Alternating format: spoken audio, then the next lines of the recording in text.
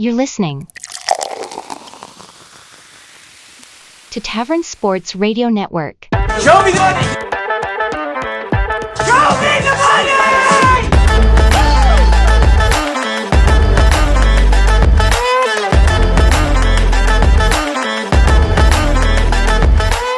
Brothers, welcome to the 32nd episode of Show Me the Money, brought to you by Tavern Sports. Tuesday. Lock of the week standings. Josh leading the pack at 10-4. I'm right behind him at 8-5-1 with an asterisk. We're looking into that. Think Josh got a little fucky on his standings there, trying to cheat. I added a win to it, so the asterisk is you might lose a win. Next we got Clark at 6-6-2.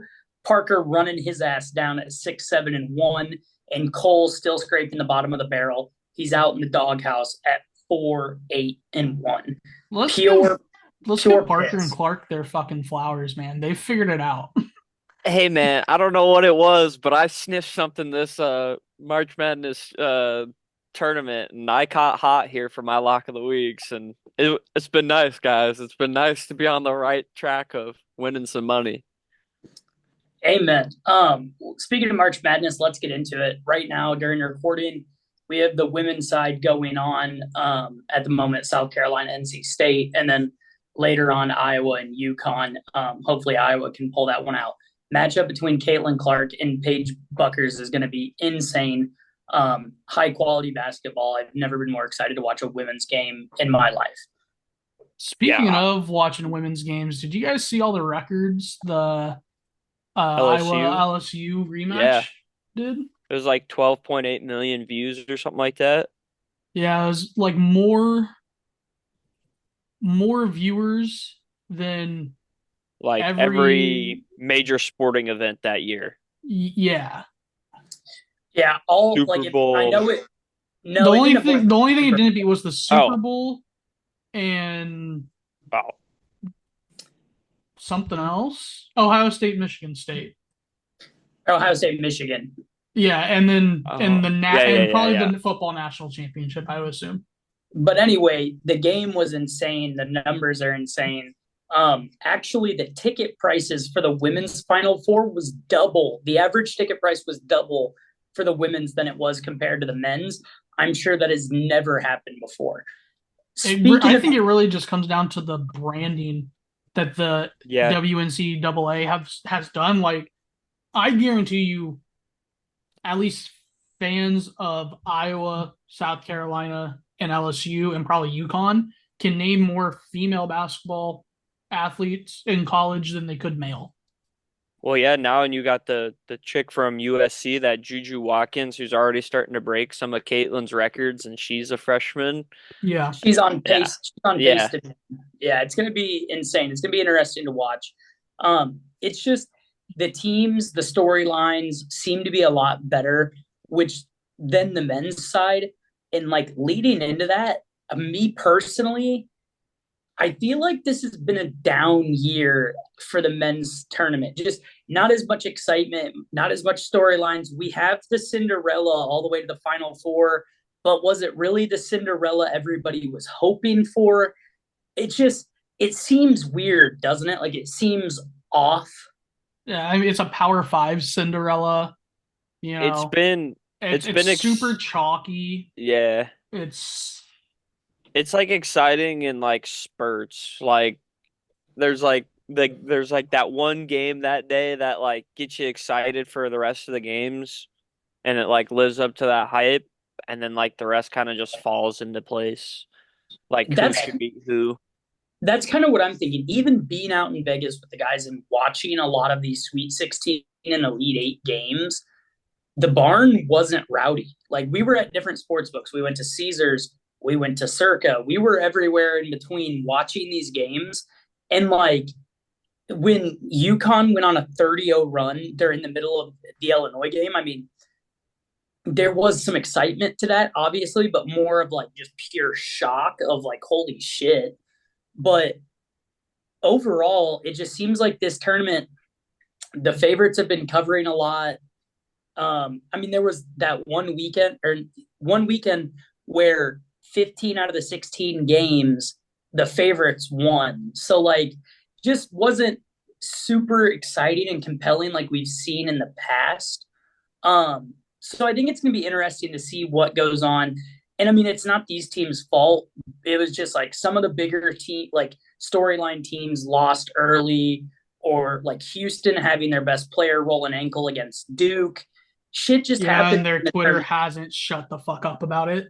If you see Barstool Houston on your Twitter timeline, I'm sorry, they literally don't shut up about it. Just hit them with a womp womp every fucking time. It's just, hey man, that was game changing for sure. That's kind of like Jordan Travis going out for Florida State this year for football. I do think Houston takes that game if he's healthy. Womp womp. I do as well, but again, like it's time to get over it. You guys did lose. It's the nature of the beast. It's the nature of playing so many games. It happens. But don't want to roll an ankle, just fucking don't, idiot. Josh, like you kind of said, though, the Cinderella this year is a Power 5 conference Cinderella. We don't really have the Doug Eater, the white nasty shooter leading us in the way. We do have DJ BJ, who he is fucking hilarious to watch. Escalade from the And One series. People are calling him. He is fun to watch. It's exciting. Can we give that brother some fucking better kicks, man? His shoe game is awful. Hey, whatever. I mean, whatever his shoes that he was wearing were really nice, and they're a rare shoe to wear on the basketball court. That's not like a shit. Let's dive into these games, these Final Four matchups. I think another thing, a lot of big spreads through this entire tournament, and we got 2 this weekend in the Final Four. So Purdue, 9.5 point favorites over DJ BJ and NC State. Interesting note, NC State women in the Final Four, men in the Final Four. Really, really cool to see a school do that. It's not completely uncommon. UConn did it quite a bit, but anyway, kind of cool to see NC State doing that. I'm going to take the favorite here with Purdue and hate it because I hate Purdue. I don't really love Zach Edey. That it's kind of just where I have to live at because I don't know. I mean, gosh. This is the first matchup in the tournament where Zach Edey's not going to be able to just body somebody around. Like, we have somebody within 25 pounds. Sure, dude, 7 inches, 8 inches on him. I mean, he's 6'4", 6'5"? He's 6'9". DJ's 6'9". Oh yeah, I mean, and like he's 7'4". So like, I mean, he's giving up a lot of height, but he's not giving up a lot of weight. Like, Edey's not gonna be able to back in. And I'm sorry, get one of these fuckers in there and force them to call something against Edey. Like, it's been all over TikTok. You have to call something. Like, he can't push off every fucking time.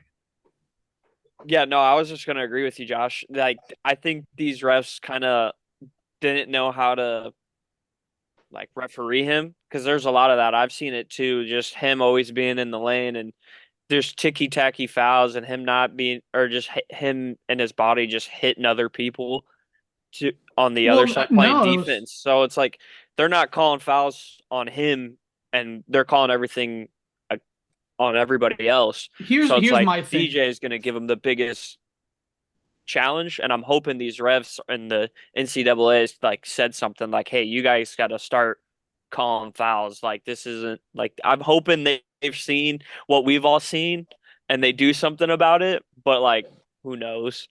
My whole thing is like, so they've played 4 games in the tournament, and this is again something I've seen on Twitter, TikTok, Reels, something, I don't know. Through 4 games, I think he has 4 or 5 total fouls called against him, and one of them was 30 feet away from the basket. It's like, he's 7'4". He is fouling people. There's no way that much of a human isn't fouling. Yeah. I personally had a bet on him for over 12 and a half rebounds. That was his line while we were out in Vegas. Hammered that. So he made me some cash. I'm going to let the haters keep hating. To me, it feels like Purdue and UConn are on just an absolute collision course to meet in the finals here. It's felt that way for a little while. So I'm going to take Purdue. 9.5 does seem like a lot. I've been saying it all tournament, and it's been biting me in the ass. But NC State's run has to end somewhere. So I'm going to take Purdue in Edie to ruffle some feathers, to take Cinderella's slipper away. Pumpkin's going to turn, or the fucking coach is going to turn into a pumpkin, whatever you want to say to it. I'll take Purdue minus the 9.5, and I feel like you guys are going to be on the other side of me here. Yeah, I mean, we also need to mention Muhammad Diari for NC State. I mean, NC State has two guys that bang down low. I mean, Edie's going to be covered.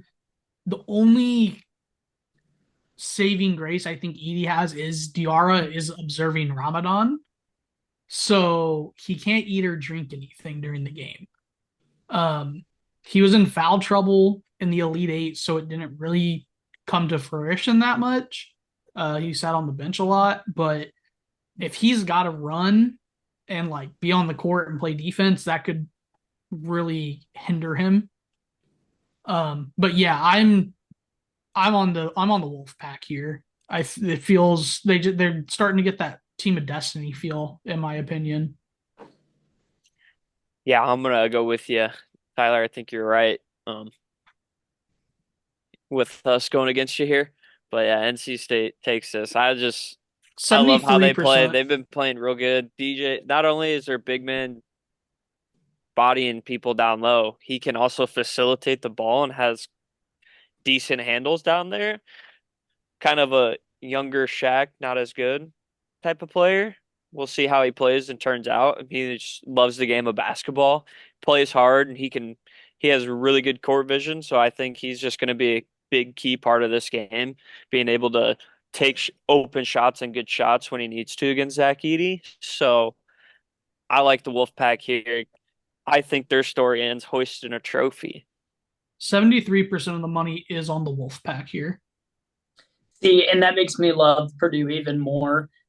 Once the public starts riding, the casinos are going to eat. So maybe I'm a sharp era now, and I'm going to be against the books. You got to go against a 70% lock though, buddy, because NC State's my lock this week. So that's fair enough. UConn in our next game, UConn minus 11.5 against Alabama. UConn having some travel trouble. However, they were planning to leave far enough in advance. I'm sure the guys are caught up on rest and whatever by now. It might have thrown them out of their typical routine a little bit, but I think the guys are good enough.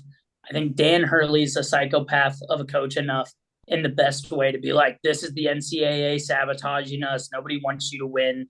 I mean, I mentioned it a little bit ago. They went on a 30-0 run in the middle of the game against Illinois. This team, I've said it from the get-go, they've been my champion from the get-go, has been dominant, and Alabama's a football school. So they had this cupcake route to the Final Four. It's been weird. I don't see it. I feel like these guys start getting ready for football season. The fans start getting ready for football season. UConn minus 11.5. Give me both the favorites. It's ugly, but I love it. UConn minus 11.5. Am I going against you guys again here? Not me. I'm gonna go with you. Yeah, UConn just a powerhouse, especially to do a team to a caliber of like Illinois, who's like supposed to be this great team with the few players that really have like high draft grades or supposed to have high draft grades.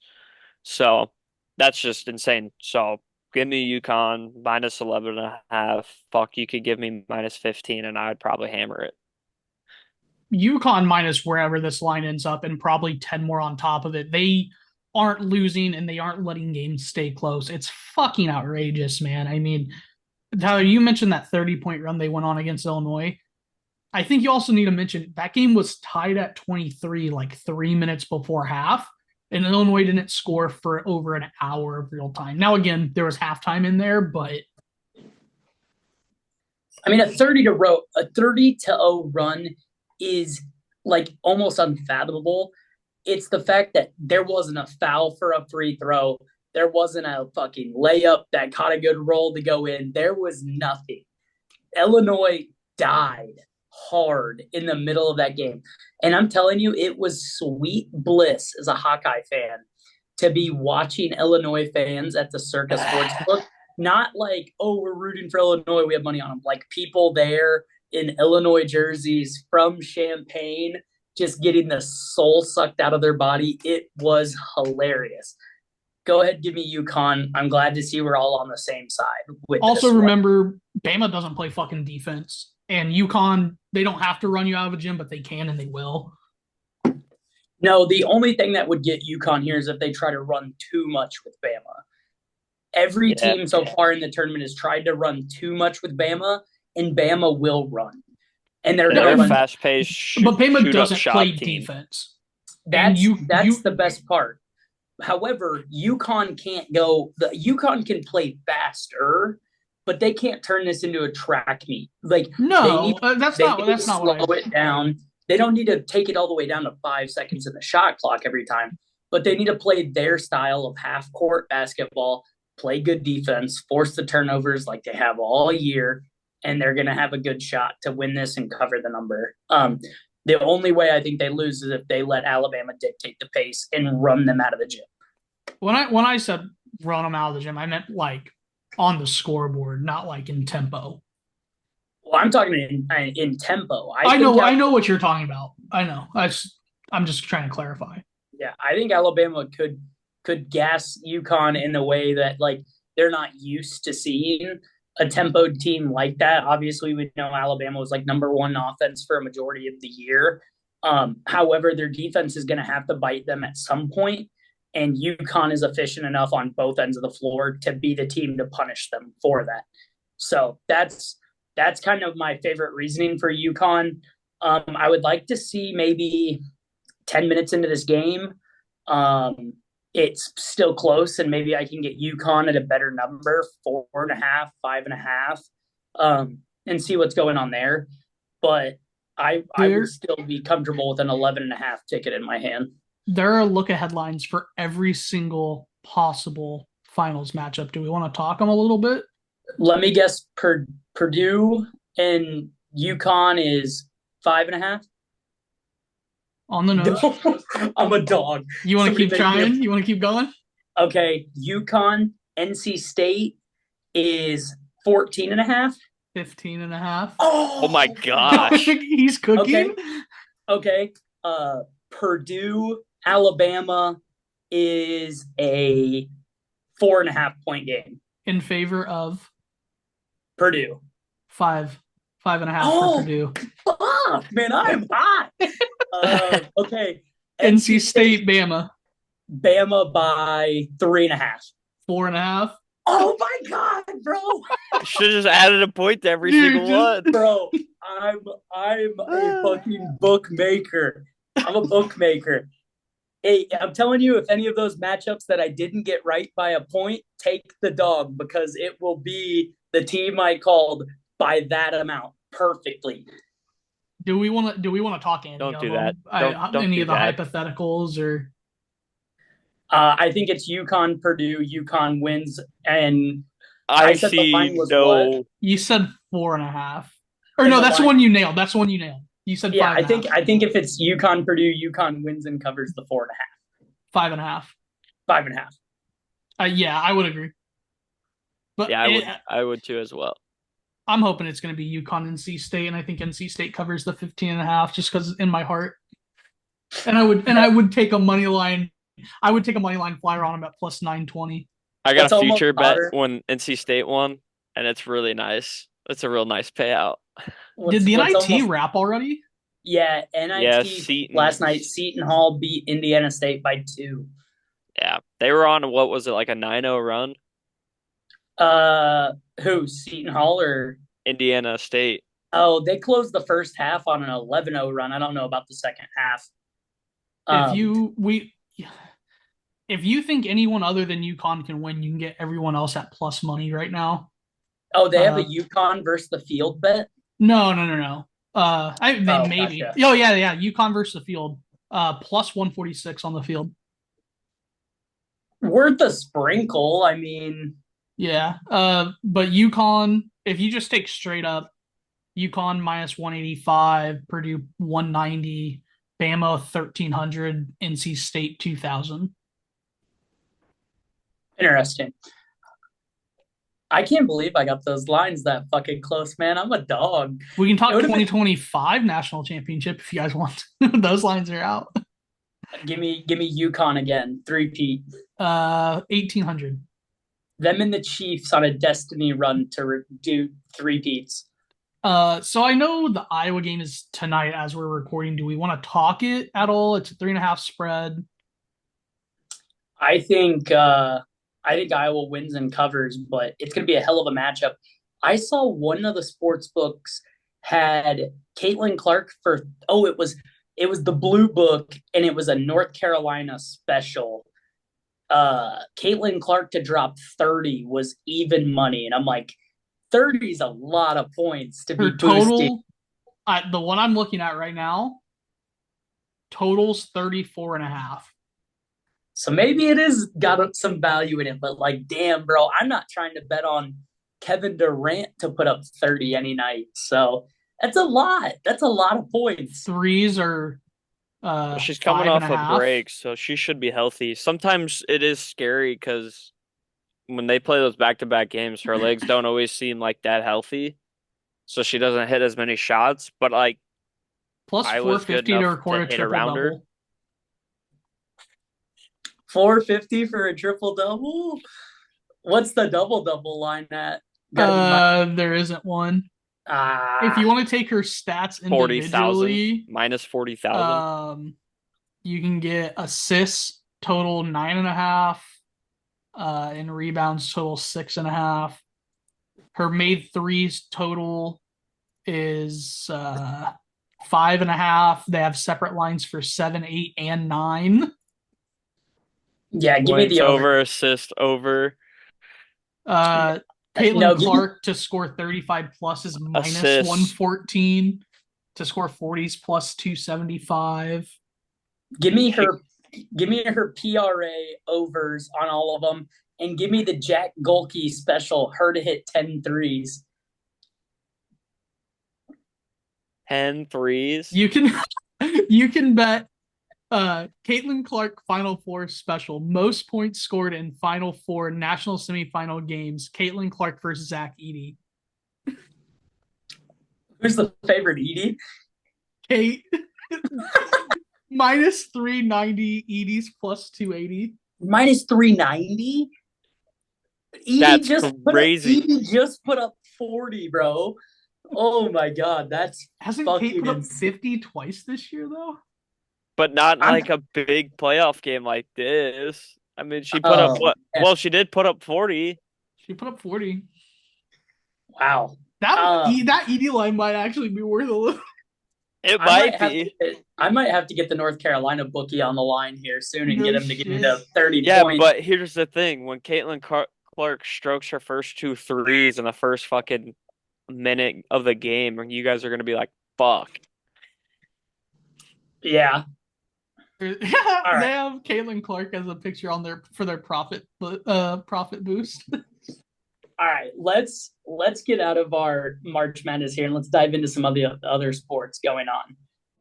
This episode of Show Me the Money is brought to you by Tavern Sports, your place to get fun sports content, sportsbook lines and parlays, and of course food reviews with Big E's Ballpark Bites. You can follow Tavern Sports on Instagram at Tavern Sports 2023, TikTok at Tavern.Sports, and Twitter at Tavern Sports 23.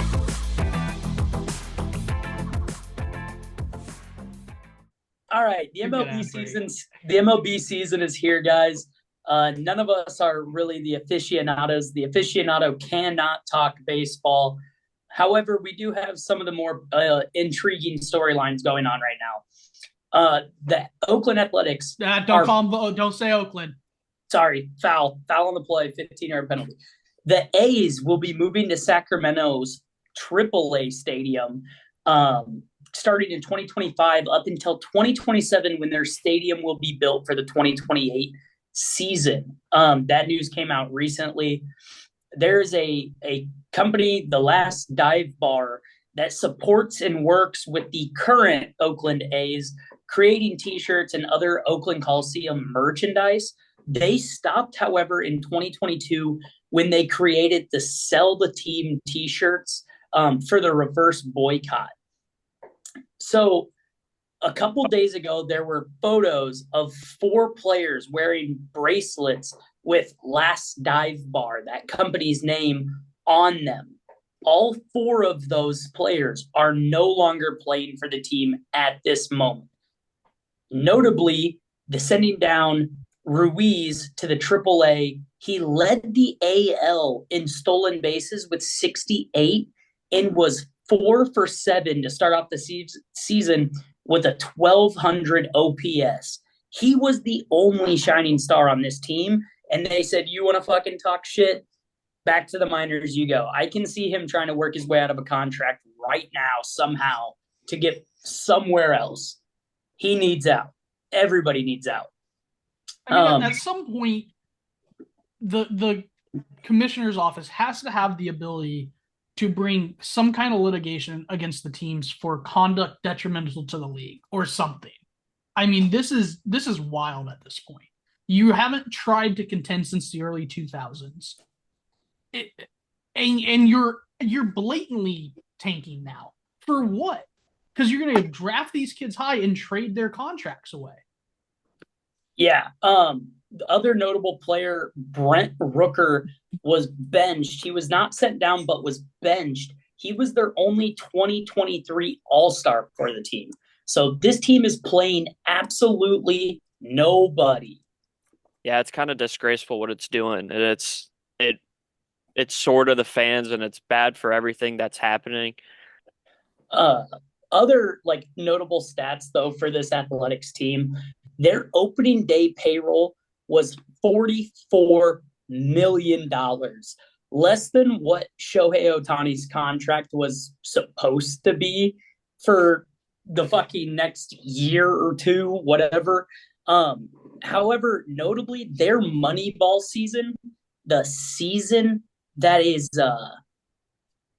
famed, has a movie about it. It's $3 million less opening day payroll this year than it was in the early 2000s. Like, this team is doing absolutely nothing to try to succeed.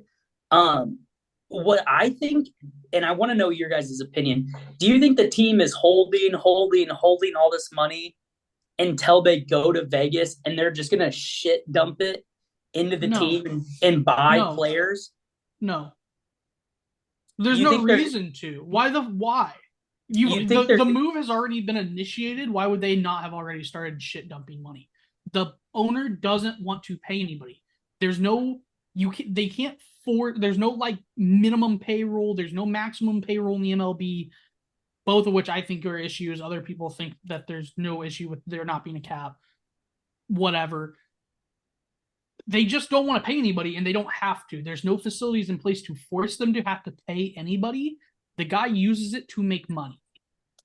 Okay, but the thing is if you're telling me he's going to move to a huge market, a proved huge market for the Raiders, the Golden Knights, even the WNBA Las Vegas Aces, and not dump money into the team, which will in turn make more money. As somebody who's been what people will do, where the reason teams go to Vegas is not to appeal to the local Vegas crowd.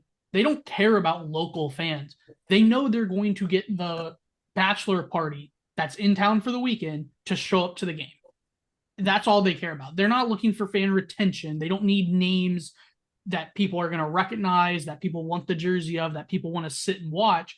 It's a vacation destination spot. That's why those stadiums are always sold out, because someone's going to hear, oh, the Cardinals are playing a weekend set in fucking Vegas. I'm getting on a plane. I'm going to Vegas. I'm catching 3 games, and I'm going to play at the tables all weekend. That's the point. It's not for a home team crowd. It's an away team oasis. Me personally, like, I'm not trying to put out a bad team in that area because yes, it is a destination, but also like if you were able to grow a fan base locally, also not locally. The Vegas Golden Knights, the expansion team, brought in fans that were like, "Oh, I've never really watched hockey, but there's a team in Vegas. I'm going to root for the new team, whatever." And then you have those fans that would come as well. I get the whole like visiting team destination market as well, but I also think like if I'm going there, I'm like, why would I go and pay to watch the Cubs play in Vegas where like because the then team they're playing you get to spend a weekend in Vegas. That's why. You guys have like similar ideas and how it all works. I just don't know. Like no, I we're get complete opposite. I would flood it with money. I would flood it. You're right, but I don't think Oakland, the Athletics, are the team to do it. I'm gonna give you kind of like I see where Josh is going and I see where you're going, but I don't think Oakland's the right team to do it. They haven't set up if we know they're moving, but they haven't done anything or shown us in the past 5 years that they're gonna build for this, or they haven't said anything, and like you would start seeing like kind of like things fall into place. Younger prospects starting to see more developed. They haven't even gone to get players or traded for like really high talent prospects to like build their farm system, at least that I've seen. So like if you're But to me, that if you're point, gonna if you're gonna move a team there, you're not gonna let a team that isn't doing anything to grow and build their brand, because as of right now, nobody wants to be liking the Athletics or go there because they hate the owner. So if that owner goes there, like I can see it. but why would you start the rebuild, the planting seeds for this 4 years in advance? In 4 years, I don't know if my ace is going to need Tommy John, yada yada yada. Whereas, Think about it though. You go look at a star like maybe trying to get Shohei Ohtani, like in that move. What's more enticing than going, hey, look, you signed with us or we're going to get you. Here's what the plan is to go get these big stars. Or we're building this. Why would Shohei want to go to Vegas? 200, there's $300 billion fucking stadium that we're going to build for you, or build, you know what I mean? They have this, they're going to be able to have this money. They haven't even gone out to find like a big star to like fucking front the head of this beast and this project they're going to try to take on. So like that's where I could see. That's why I know what you're saying is like throw money into it, but they haven't even thrown money at the team to make people want to go watch them. Yeah, but my thing is it's still a little too early for them to go ahead and want to add that onto the team right now. So me personally, I'm not really worrying about the team. Sorry, that is also Shohei and Pete Rose at a sports book. The photo's a little too big to fit on, but those are my guys. Pete Rose and Shohei Ohtani winning a shit ton of money. It wasn't Ohtani. It was his interpreter. Yeah, right. But anyway, like we were saying, I would rather wait till maybe the year before I move to Vegas or the year I'm moving to Vegas and dump piles into this team at the moment and say, look, we're the new look Vegas A's or whatever you're going to go with for the team name while you're there, and be like, look, we're totally revamped. I was the owner. I hated it in Oakland. I wanted to be out of Oakland, blah, blah, blah, blah. I did everything I could to destroy the team, saved up money to where now I can just fucking unload in Vegas. That's just so what? What if he gets tired in Vegas? Is he just gonna fucking give up on that and send it to die? No, because in Vegas it won't die. Like we've said, that city will do anything they have to moving it to Vegas instantly doubles the value of that franchise. He'll sell it if he doesn't want it. But if nobody likes the owner, nobody's gonna go. That's the thing right now. I don't like the owner of the Bears. I still pay to go to Bears games. If they're good and the product is good, the team is good, then I will go to the game. I don't give a shit about the owner. So yeah, like no farm system. They don't have any notable players right now. But if I were that owner, I would personally fill that team full of players the year before or the year I am moving to Vegas. A, as a middle finger to Oakland, and B, to get people to have interest in the team again. They're going to become a destination team. It's an away crowd every weekend. It doesn't matter. Yeah, it's a big story. There's more to come, I'm sure. Yeah, we got 5 years to talk about what we think is going to happen. So, yeah. But yeah, let's keep rocking with the MLB here. Just a little early kind of standings kind of look. If we jump to the AL, in the AL East, the Yankees are 6-2 right now, with Boston and Baltimore both a half a game back from them right now. And the Central, the Detroit Tigers are 6-1, boys. Like what? I mean, there's some other notable teams doing crazy things right now, but it's a 162 game season. Let's not get too far ahead of ourselves. No, it's just early season. Yeah. But the Guardians are actually 6-2, and then the next closest is 2.5 in that division over there. And then if we jump over to the West in the AL, the Rangers are leading. They're actually tied with the Angels at 4-2. And then if we go over to the National League, the Braves are leading the NL East at 3-2. The Pittsburgh Pirates are 6-2, leading the Central, and the Dodgers are at top of the West at 7-3.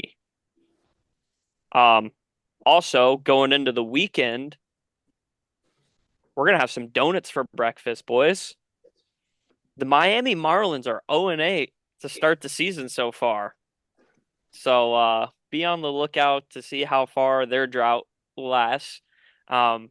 But I mean, to go with that, we've seen all the Jazz Chisholm news that came out on I don't know if you guys seen, but on a podcast he kind of like ripped into the Marlins and like their whole organization and all the players. So that was kind of crazy to hear. So we'll see what if anything comes to light or truth from what he was saying, and kind of have to see where this season leads. It's a long season, but there's going to be a lot. Yeah, I mean, it's going to be a long season. These teams that are hot right now, you're probably going to see them cool off. I don't think the Detroit Tigers are making a crazy run into the league. So we'll see what happens, but I'm not really expecting this to carry on. But it is always fun to talk about like the teams that come out of the gates hot.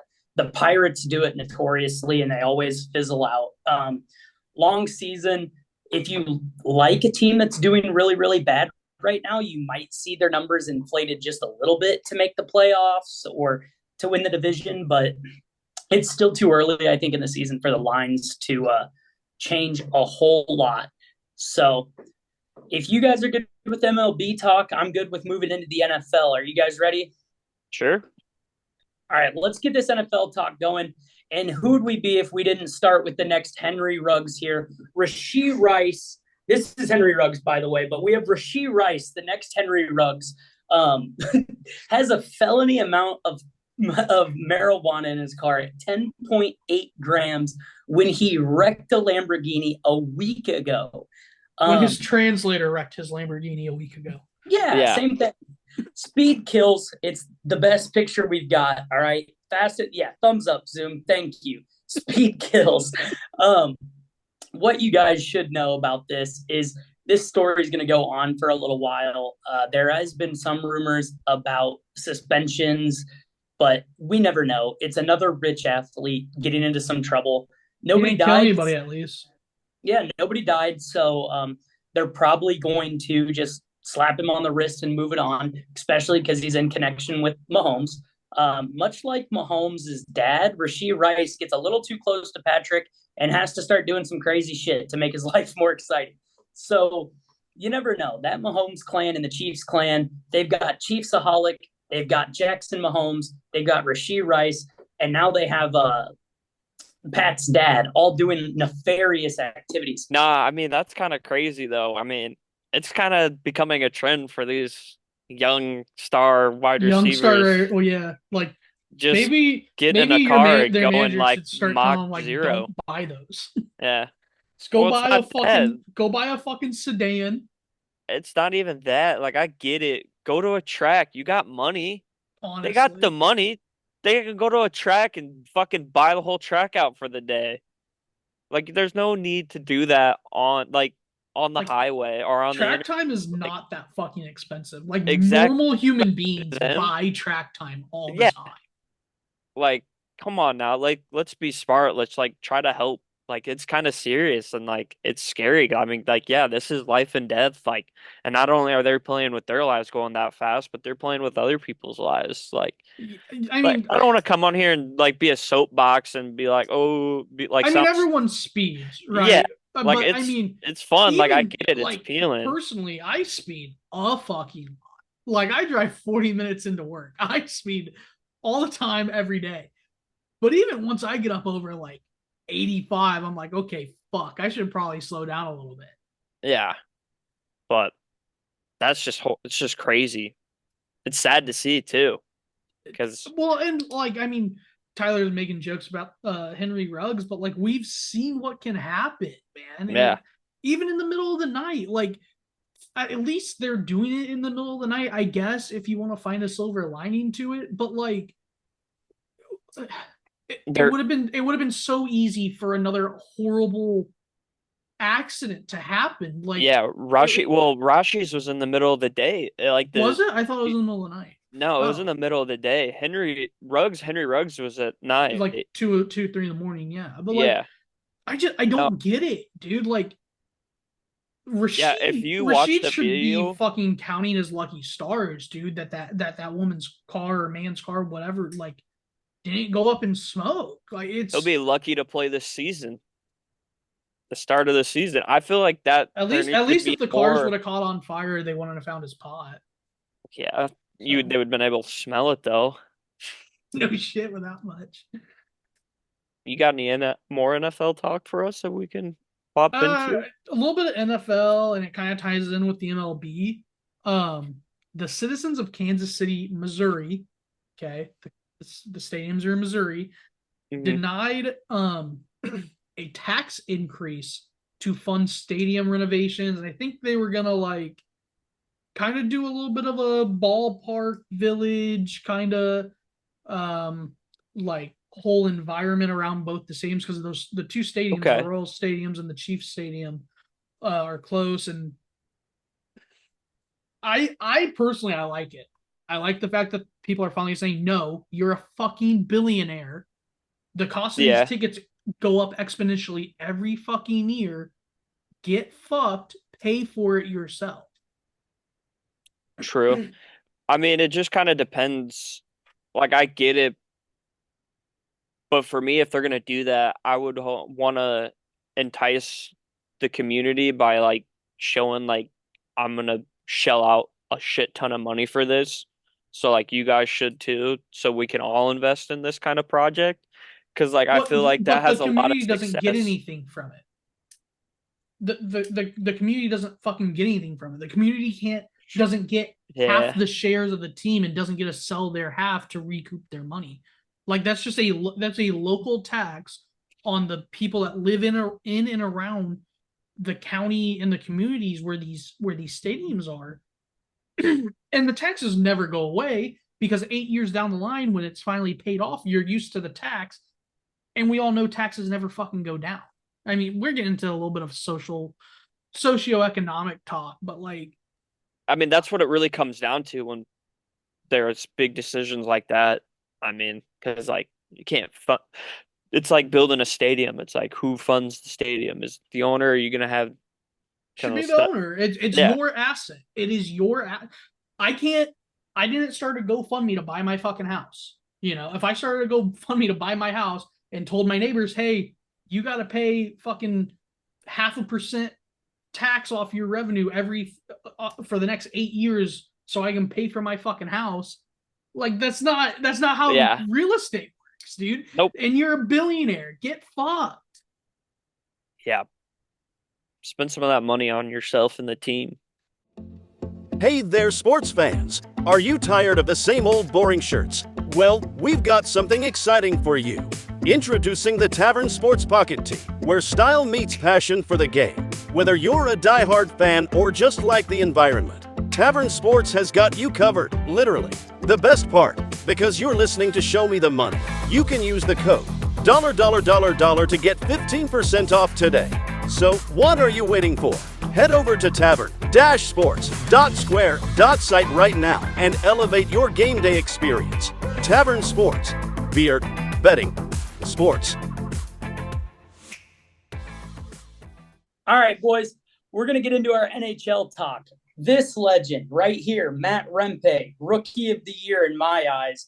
Him and the boys in Madison Square Garden, as soon as puck dropped against the fucking New Jersey Devils, all 10 fighters got after it on the ice. Not even calling them skaters anymore. 10 fighters, 5 fights, 4 referees. That means one team or one group of the guys was able to absolutely get after it. 8 players suspended 2 seconds into the game.